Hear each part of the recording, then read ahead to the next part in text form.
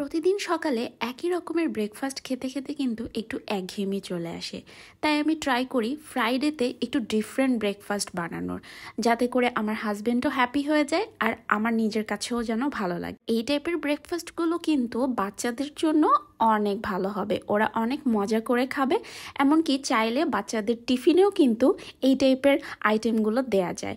So আমি এখানে একটা ফ্রোজেন পরোটা নিয়ে নিয়েছি। এটা আমার হোমমেড ফ্রোজেন পরোটা। আর হ্যাঁ, এটা যে শুধু ব্রেকফাস্টেই খেতে হবে এমন কোনো কথা নেই, চাইলে কিন্তু ইভিনিং স্ন্যাক্স হিসেবেও এটা খাওয়া যায়। সো আমি এখানে পরোটাটা তেল ছাড়া ভেজে নিচ্ছি। এটা আমি খুব ভালো মতো করে এপিট ওপিট উল্টে তারপরে ভেজে নিব। এটাকে আমি এক পাশ পুরোপুরি ভাজবো, আরেক পাশ একটু কাঁচা রাখবো, যাতে করে আমি পরে এটা ভাজতে পারি। তো এটাকে আমি তুলে রাখলাম। রাখার পরে এখন আমি এখানে 2টা ডিম ফেটে নিচ্ছি। ডিম ভাজার জন্য আমরা যেভাবে পেঁয়াজ, কাঁচামরিচ, ধনিয়া পাতা দিই সেভাবেই এটাকে ভালো মতো মিক্সড করে নিচ্ছি। মিক্সড করে নেওয়ার পর এটা আমি একটু তেল দিয়ে এখান থেকে অর্ধেকটা ডিম আমি দিয়ে দিব। যেহেতু আমি 2টা পরোটা ভাজবো আজকে, এজন্য আমি ডিমটাকে 2 ভাগে ভাগ করে দিচ্ছি।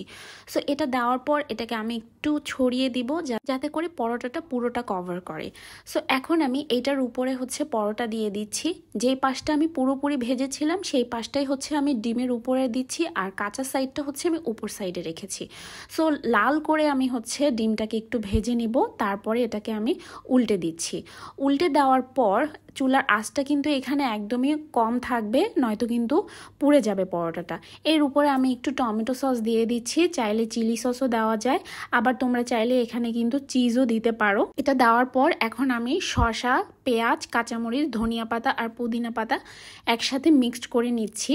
তো এটাকে আমি সসের উপরে দিয়ে দিচ্ছি। তোমরা চাইলে কিন্তু এখানে টমেটো কুচিও অ্যাড করতে পারো। আমার পাশে টমেটো ছিল না, যার কারণে আমি অ্যাড করতে পারিনি, নয়তো ডেফিনেটলি অ্যাড করতাম। তো এই তো এখন এটাকে আমি ফোল্ড করে নিব। আর হ্যাঁ, পরোটাটা কিন্তু খুব ভালো মতো ভাজতে হবে, যাতে নিচের পাশটা অনেকটা ক্রিস্পি হয়ে যায়। তোমরা দেখতেই পাচ্ছ ভিডিওতে যে আমি কতটা ক্রিস্পি করে এটা ভেজেছি, কিন্তু খেয়াল রাখবে যাতে একদম পুড়ে না যায়। আমারটা একটু একটু ব্রাউন কালার হয়ে গিয়েছে, কিন্তু আমার কাছে এটা খুবই মজা লেগেছে খেতে, একটা স্মোকি ফ্লেভার এসেছে। তো এখন এটাকে আমি মাঝখান থেকে 2 ভাগ করে নিচ্ছি। এরকম করে তারপরে চেপে চেপে এটাকে আরেকটু ভালো মতো ভেজে নিতে হবে। ভেজে নেওয়ার পর এটা আমি তুলে নিচ্ছি। দেখো কতটা সহজে এত মজাদার একটা ব্রেকফাস্ট আমি বানিয়ে ফেললাম। এই রেসিপিটা যেমন সহজ, তেমনি কিন্তু খেতেও অনেক মজা। তোমরা অবশ্যই ট্রাই করে দেখবে বাসায়। আমি তোমাদেরকে গ্যারান্টি দিয়ে বলতে পারি যে বাসার সবাই অনেক পছন্দ করবে, স্পেশালি বাচ্চারা তো অনেক মজা করে খাবে। সো এটা আমি চায়ের সাথে খাচ্ছি, তোমরা চাইলে এক্সট্রা সস নিয়েও খেতে পারো। আমার কাছে মনে হয় সকালের নাস্তাটা তো চা ছাড়া ইনকমপ্লিট, আর এটা একটা পারফেক্ট কম্বিনেশন ছিল। সো এই তো বারান্দায় অনেক বাতাস ছিল, তাই ওখানে বসে আমি এবং আমার হাজব্যান্ড আমরা 2জন মিলে আজকে নাস্তাটা সেরে নিলাম। এটা ছিল আজকে আমাদের ফ্রাইডে স্পেশাল ব্রেকফাস্ট। তোমরা অবশ্যই ট্রাই করবে, ট্রাই করে কিন্তু অবশ্যই আমাকে জানাবে কমেন্টে যে কেমন হয়েছিল। আর যদি ভিডিওটা তোমাদের কাছে ভালো লাগে তাহলে কিন্তু একটা শেয়ার করে দিও। আর যারা আমার ইউটিউব চ্যানেল থেকে দেখছো তারা অবশ্যই আমার চ্যানেলটা সাবস্ক্রাইব করে দিও এবং ভিডিওতে লাইক, কমেন্ট এবং শেয়ার করে দিও। সো আজকের ভিডিওটা এখানেই শেষ করছি। আবার দেখা হবে নেক্সট কোনো ভিডিওতে।